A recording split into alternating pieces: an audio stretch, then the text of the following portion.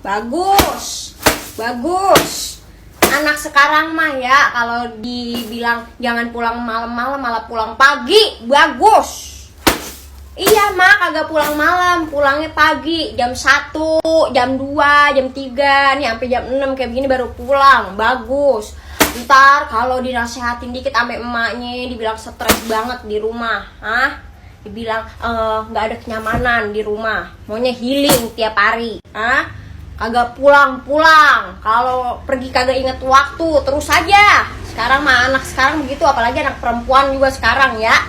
Gue mah kagak habis pikir, di mana tahu, pikirannya bukan yang bantuin emaknya pagi-pagi itu nyuci piring, beresin rumah. Emak kagak, jalan aja kalau duitnya belum habis mah belum.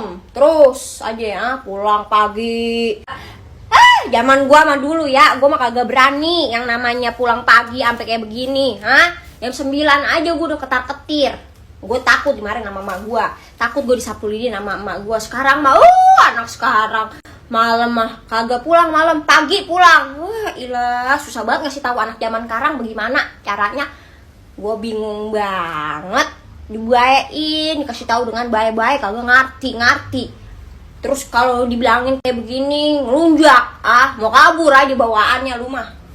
Bingung gue nasehatin lu mendingan ngontrak dah. Ngapain lu di rumah gue sekarang?